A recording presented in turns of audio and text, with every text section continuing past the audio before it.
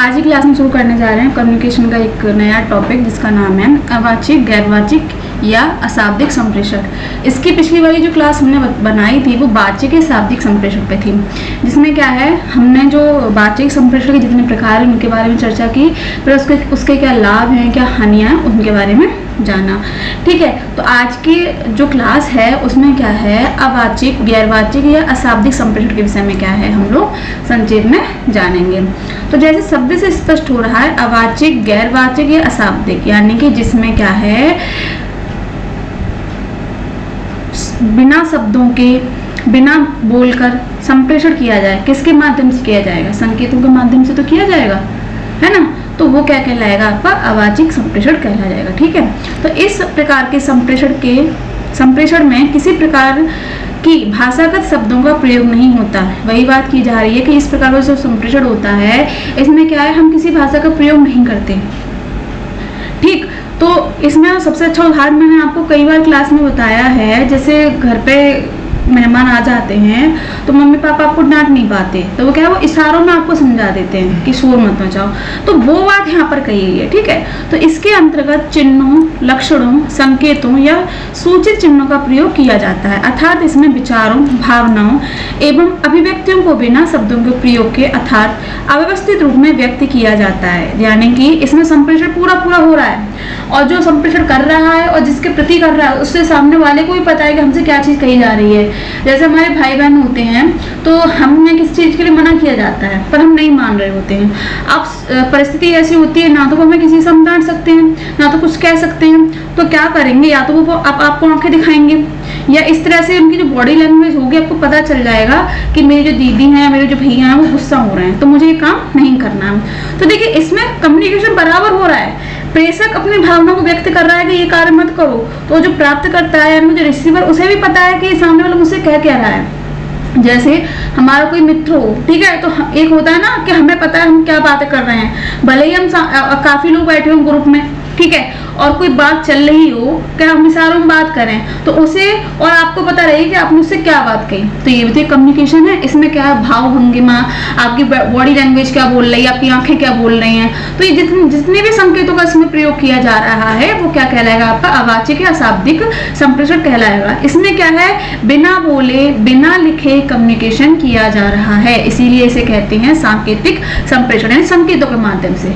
आपके जो हाव भाव है उसके माध्यम से जो संप्रेषण किया जा रहा है। ठीक है, तो वो होगा हमारा अवाचिक या अशाब्दिक संप्रेषण। ठीक, अब देखिए अवाचिक संप्रेषण के प्रकार, तो इनके बारे में भी चर्चा कर लेते हैं। पहला आपका आएगा ध्वनि संकेत। देखिए इसमें क्या बात कही गई है कि ध्वनि की गति, आवृत्ति एवं तरंग दैर्घ्य के अनुसार ध्वनि संकेत में भाषा के अलग अलग अर्थ निकलते हैं। जैसे कार्यालय में बजर, स्कूल में घंटी, एम्बुलेंस में सायरन की आवाज और युद्ध के समय ब्लैकआउट तथा पुराने समय शंखों की ध्वनि तथा शादी में सहनाई की आवाज। अब देखिए इसमें बात क्या कही जा रही है कि ध्वनि संकेत भी क्या है कम्युनिकेशन का एक प्रमुख आधार है। अब देखिए इसमें क्या बात कही जा रही है, जैसे आप स्कूल का उदाहरण ले लें तो इसमें बात ये कही हमें कैसे पता चलता है कि हमारा अगला जो घंटा है, अगली जो क्लास है वो हमारी मैथ की है या इसके पहले वाली क्लास हमारी हिंदी की थी, तो टाइम टेबल ही तो बंधा होता है और जैसे ही टाइम पूरा होता है बेल बज जाती है तो संकेत होता है कि हमारी अगली क्लास स्टार्ट होने वाली है। ठीक है, जैसे ही लंच होता है तो लंच के बारे में हमें कैसे पता चलता है? घंटी के थ्रू ही तो पता चलता है, जब घंटी बजती है तब पता चलता है हाँ हमारा लंच हो गया। तो ये क्या है? संकेत है कि प्रक्रिया को कैसे हमें आगे बढ़ाना है, कैसे क्या कम्युनिकेशन को आगे बढ़ाना है, किसके माध्यम से? संकेत के माध्यम से। अब देखिए युद्ध का इसमें कहा गया है जैसे प्राचीन काल में जब युद्ध हुआ करता था तो युद्ध जब प्रारंभ हुआ करता था तो शंख की आवाज, शंख बजता था ना, देखा हुआ टीवी सीरियल्स में, पढ़ा भी होगा आपने। तो शंख बज के क्या है युद्ध का आरंभ होता था। अब वहीं पर जब शाम हो जाती थी तो युद्ध का विराम भी क्या शंख की ध्वनि से होता था, यानी कि युद्ध आरंभ हो चुका उसके लिए शंख की ध्वनि, उसके बाद जैसे ही सायंकाल हुआ तो उसके लिए क्या है विराम की ध्वनि बजती थी। ठीक उसी प्रकार कोई ऑफिस है, अब ठीक है ऑफिस में बॉस को क्या कर्मचारी को या कलीग्स को बुलाना होगा तो वो क्या करेगा? या तो वो टेलीफोन करेगा या जो घंटी लगी होती है वो दबाएगा। तो इससे जो भी कर्मचारी बाहर बैठा होगा तो वो जल्दी आएगा। तो इसका क्या वो होता है कि हमारे बॉस ने हमें बुलाया है। तो देखिए इसमें जो भी कार्य किया जा रहा है वो ध्वनि के आधार पर किया जा रहा है। तो हर क्षेत्र में ध्वनि का अलग अलग कार्य है। जैसे कॉलेज में बेल का बजना, कार्यालय में बजर का बजना, ठीक है। उसके बाद क्या है, एम्बुलेंस में सायरन, जब एम्बुलेंस जाती है तो इसमें एक अलग ध्वनि होती है ना। इसीलिए तो देखिए जल्दी से यार रास्ता साफ कर दिया जाता है, क्योंकि क्या है इसमें मरीज होता है। तो इसमें वही बात की गई है कि ध्वनि के माध्यम से जो कम्युनिकेशन कहलाए उसे क्या कहेंगे हम, अवाचिक संप्रेषण कहेंगे, ठीक। अब देखिए दृश्य संकेत, तो इसमें क्या कहा गया है कि भाषा में ड्राइंग, चार्ट, चित्र, पेंटिंग, फोटोकॉपी, खुदाई प्रतिमा, बस स्टैंड, रेलवे स्टेशन पर लाल, हरी, पीली रोशनियों आदि जो अपने अपने अलग अर्थों में सभी को संप्रेषित करती हैं। यानी कि इसमें क्या है, जब देखकर हम समझ रहे हैं कि आगे चीज हमें कही क्या जा रही है, तो उसके विषय में बताया है इसमें, ठीक है। अब चलते हैं अपने पार्श्व भाषा। अब ये क्या कहना चाह रहे हैं कि पार्श्व भाषा भी अवाचिक संप्रेषण का सशक्त माध्यम है। पार्श्व भाषा मौखिक संप्रेषण की अभिव्यक्ति को प्रभावशाली बनाती है। मौखिक संप्रेषण में शब्द होते हैं जबकि पार्श्व भाषा अवाचिक होती है, ठीक। अगले बिंदु पर चलें तो दैहिक भाषा यानी बॉडी लैंग्वेज, ठीक है। तो आपकी जो भाव भंगिमा है, आपके चलने का तरीका, आपके बोलने का तरीका, आपके हाथों की प्रतिक्रियाएं, आपकी आंखों की प्रतिक्रियाएं, ठीक है, और आपके हंसने का तरीका, तो ये हर चीज क्या है, अलग अलग चीज को बताती है, ठीक। तो इसमें क्या कहा गया है कि मनुष्य का शारीरिक संचालन, भाव भंगिमा, ध्यान मुद्रा, दृष्टि संबंध, आवाज में उतार चढ़ाव आदि को दैहिक भाषा के माध्यम के रूप में व्यक्त किया जाता है। अब देखिए आवाज में उतार चढ़ाव, जब हम किसी से क्या है नरमी से बात करते हैं, है ना, तो हमारा कम्युनिकेशन अच्छे से होगा। ये आपने घर पे भी देखा होगा, जब पापा या मम्मी गुस्सा होती हैं तो क्या होता है, वो तेज आवाज में बात करते हैं, तो इससे हमें क्या पता चल रहा है कि ये गुस्सा है, ठीक है। अगर वहीं वो प्यार से बात कर रहे हैं, आपसे नरमी से बात कर रहे हैं, तो वो यानी कि खुश हैं, ठीक है, यानी वो नॉर्मल है। तो ये बात उसमें कही गई है कि आपकी जो बॉडी लैंग्वेज है, आपको जो बोलने का तरीका है, वो भी क्या है कम्युनिकेशन को इफेक्ट करता है, ठीक है। यह माध्यम अपने संदेशों व विचारों को प्रभावी ढंग से संप्रेषित करते हैं। इसके अंतर्गत हाथों से संकेत करना, जैसे मैंने आपको बताया, हाथों की प्रतिक्रियाएं, किस ढंग से आप बात कर रहे हैं। जैसे आप इंटरव्यू में गए हैं और आप बार बार अपने हाथों को मसल रहे हैं, तो इसके क्या है, सामने वाला तुरंत आइडिया लगा लेगा कि आप नर्वस हैं, है ना। तो वो चीज इसमें कही गई है। मुंह हिलाना यानी किस तरह से आप बात कर रहे हैं, हाथ हिलाना, ठीक है, इत्यादि। और आपके चेहरे की क्या प्रतिक्रिया है। देखिए देखने में बहुत फर्क होता है, चेहरा वही होता है सभी का, पर उसमें जो प्रतिक्रियाएं की जाती हैं, जो क्रियाएं करी जाती हैं आंखों से, होठों से, है ना, तो सामने वाला का समझ में आ जाता है कि हमें किस वे में ये बात करना चाह रहा है। तो कहीं ना कहीं जो हमारी बॉडी लैंग्वेज है वो कम्युनिकेशन को बहुत इफेक्ट करती है। चाहे वो आप मौखिक रूप से कम्युनिकेशन क्यों ना कर रही हो, तब भी तो आप अपने शरीर का प्रयोग करोगे नहीं करोगे, तो वहां पर भी क्या है, आपकी बॉडी लैंग्वेज महत्वपूर्ण रोल निभाती है, ठीक है। अब देखिए इसमें वेशभूषा है, तो व्यक्ति की वेशभूषा से सामने वाले की मन स्थिति को जाना जा सकता है, ठीक है। अच्छा, अब जैसे वेशभूषा से क्या तात्पर्य है, अगर कोई दक्षिण भारत से कोई उत्तर भारत में आए तो उसकी वेशभूषा है, उसकी जो भाषा शैली है, उसकी जो टोन है, उससे हम तुरंत पहचान लेंगे कि दक्षिण भारत से है। यहीं से अगर उत्तर भारत का दक्षिण भारत में जाए तो वो लोग कैसे पता कर लेते हैं कि उत्तर भारत से आया है, क्योंकि वेशभूषा ऐसी होती है, प्लस उसकी जो भाषा होती है, जो उसकी टोन होती है बात करने की, उससे क्या कैच कर लेते हैं कि ये व्यक्ति अमुक राज्य से है, ठीक। तो इसमें देखिए व्यक्ति की वेशभूषा, संस्कृति, व्यक्ति के विचार, व्यवहार, पृष्ठभूमि आदि को समझने में सहायता करती है। बिल्कुल, जो हमारी वेशभूषा होती है वो कहीं ना कहीं हमारी संस्कृति को प्रेजेंट करती है कि हम किस संस्कृति से निकल कर आए हैं। जब हम विदेश में जाते हैं तो लोग हमें कैसे पहचान लेते हैं, विदेशी हमारे यहाँ आते हैं तो हम कैसे पहचान लेते हैं, उनकी वेशभूषा से, उनके बात करने के तरीके से, उनकी भाषा शैली से। भले ही वो कुछ ना कहें पर हम देख के पहचान लेंगे कि विदेशी है। तो ये क्या है, वेशभूषा ही तो है, आपकी बॉडी लैंग्वेज ही तो है। तो ये उसके अनुसार क्या है, जब कम्युनिकेशन किया जाए बिना बोले बिना लिखे और आप फिर भी पहचान लिए जाओ तो वो क्या कहलाएगा, आपका अवाचिक संप्रेषण कहलाएगा। आप देखिए निकटता, तो इसमें क्या कहा गया है, जब कोई व्यक्ति किसी के साथ रहता है या उससे ज्यादा जुड़ा रहता है तो दोनों एक दूसरे की मन स्थिति को जान लेते हैं, जो उनके निकटतम संबंधों को प्रकट करता है। बिल्कुल सही बात। जो आपके निकटतम जो संबंधी होते हैं, जो आपके सबसे खास रिश्ते जो होते हैं, तो उनकी खासियत ये होती है कि उन्हें सबसे पहले पता चल जाता है कि आपकी परेशानी क्या है, भले ही आप ना बताएं। उदाहरण लें तो माँ बाप और आपके भाई बहन, या दूसरा उदाहरण लें तो पति पत्नी का। ठीक है, तो इसमें क्या इन लोगों को पहले पता चल जाता है कि आपको कोई परेशानी है, किसी ने कुछ कहा है। तो ये भी निकटता भी क्या है, एक महत्वपूर्ण रोल निभाती है, बिना कहे चीजों को समझ जाना, है ना। तो वो बात यहाँ पर। अगला देखें स्पर्श यानी कि टच। ठीक है, इसमें क्या कहा गया है कि किसी व्यक्ति द्वारा स्नेहवश किसी गाल को थपथपाना, दुख की घड़ी में किसी के सिर पर हाथ फेरना, कंधे पर हाथ रखना, गले मिलाना, दोस्तों से हाथ मिलाना आदि सभी के स्पर्श की भूमिका होती है। स्पर्श के माध्यम से भावनाओं का आदान प्रदान होता है। अब देखिए हमें कैसे पता चलता है कि सामने वाले के मन में हमारे प्रति क्या भाव है। ठीक है, जैसे बड़े भाई बहन हैं तो अगर परेशानी आती है तो आपको प्यार से क्या है, आपके सर पे हाथ रखेंगे, तो उनका जो टच है वो कैसा है, स्नेह वाला है। ठीक है, माँ बाप का टच कैसा होता है, ममता वाला होता है। हालांकि ममता वाला भाई बहनों का भी होता है, ममता और स्नेह वाला टच है वो। ठीक है, लेकिन अगर आप जब दोस्तों से बात करेंगे तो उनका टच आपको अलग लगेगा। ठीक, दूसरी बात, हमें कैसे पता चल जाता है कि सामने वाले की जो मनसा हमारे प्रति गलत है, उसकी स्पर्श करने के तरीके से, कि ये मैं गलत सोच से स्पर्श कर रहा है। तो ये भी क्या, जो स्पर्श है, जो टच है, वो भी कहीं ना कहीं आपके मन की जो मनोवृत्ति है उसको प्रदर्शित करता है। करता है नहीं करता है। इसीलिए तो बच्चों को बैड टच और गुड टच के बारे में सिखाया जाता है कि कोई आपके प्रति कुछ गलत ना कर सके, उससे पहले ही आप आगाह हो जाएं, है ना। तो स्पर्श की भी भूमिका रहती है सामने वाले की मनोवृत्ति को समझने की, कि उसके मन में आपके लिए क्या भावना जागृत हो रही है। ठीक है, तो वो बात यहाँ पर कही गई है। अब चलते हैं गैरवाचिक अवाचिक संप्रेषण के पहलू। ये तो हो गए आपके देखिए प्रकार।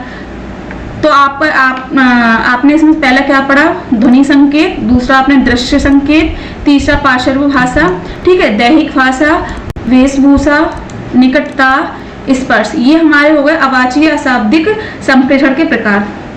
ठीक, अब चलते हैं हम अपने गैरवाचिक अवाचिक संप्रेषण के कुछ अन्य पहलुओं पर।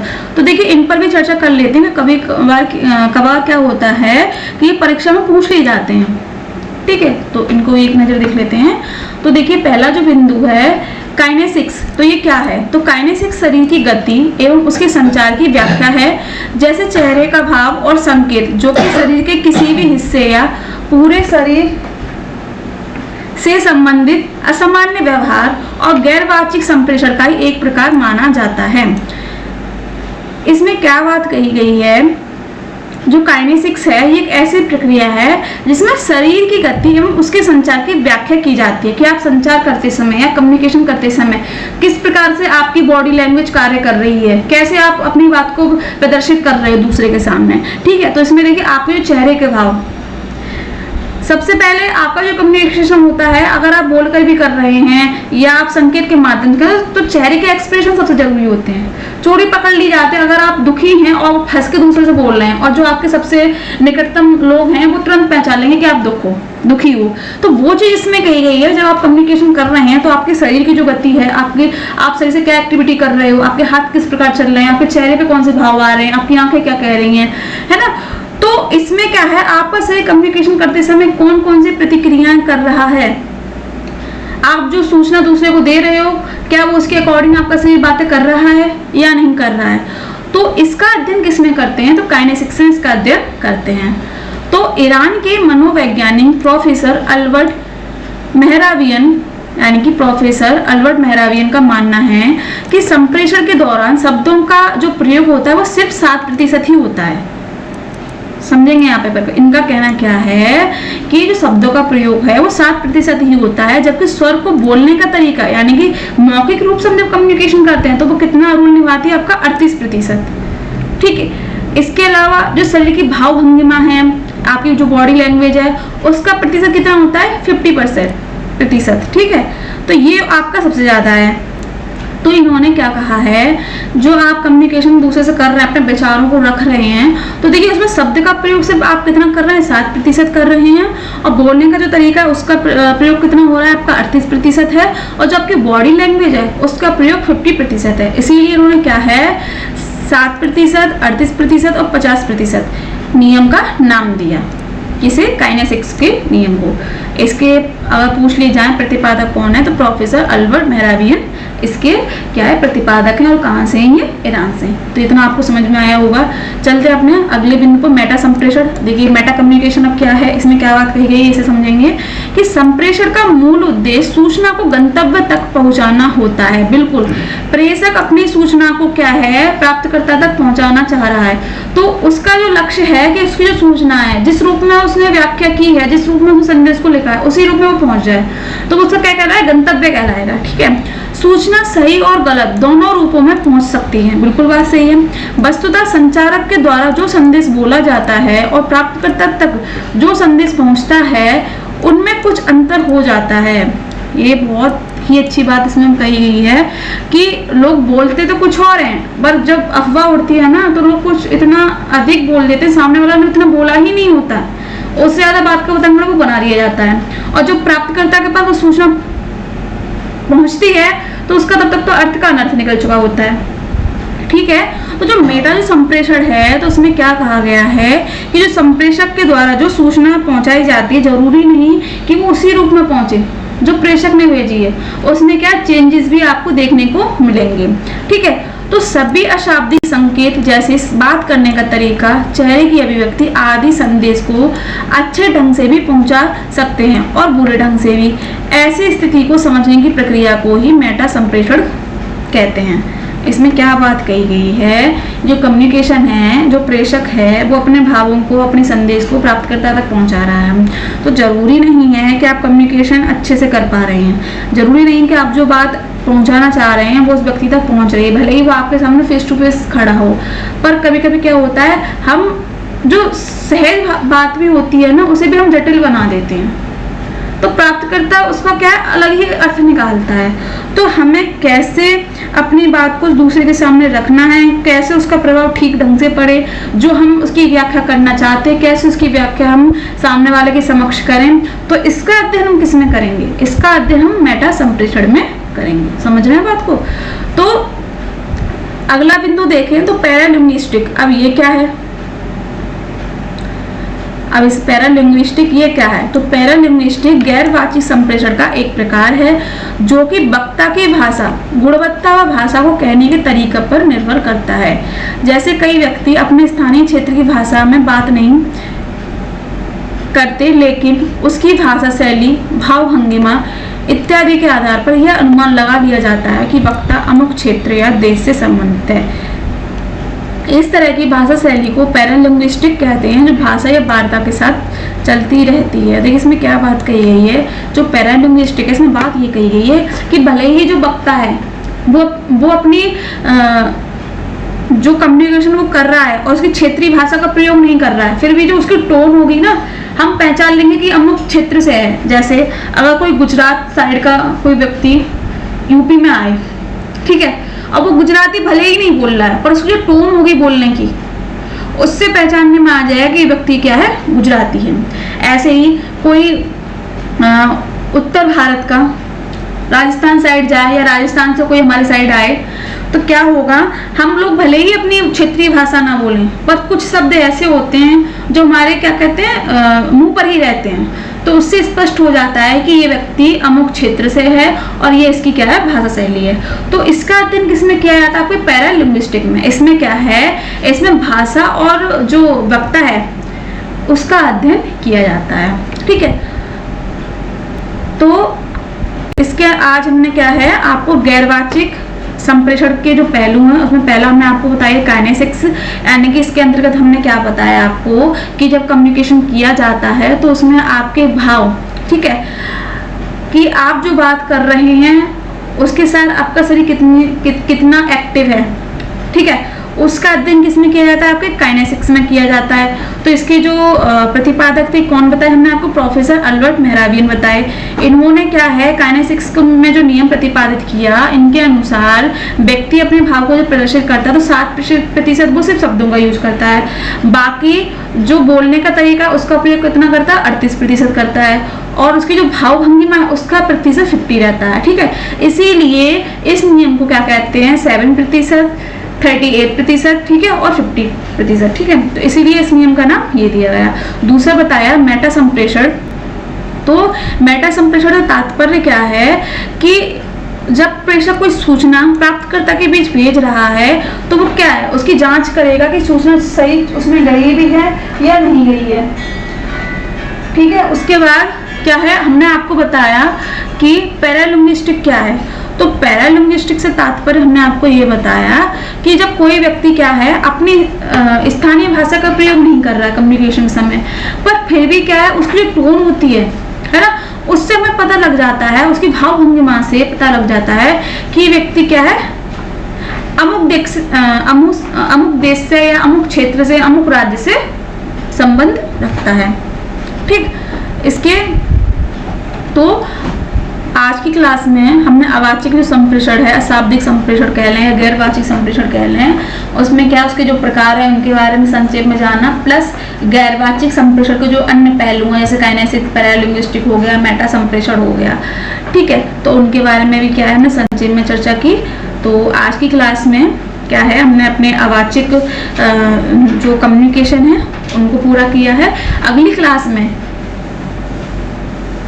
प्रभावी संप्रेषण के जो अन्य प्रकार हैं, ठीक है, तो उनके बारे में हम चर्चा करेंगे, संक्षेप में जानेंगे उन्हें। तो आज की क्लास में इतना ही, मिलते हैं आपको कल की क्लास में एक नए शीर्षक के साथ। तब तक के लिए धन्यवाद।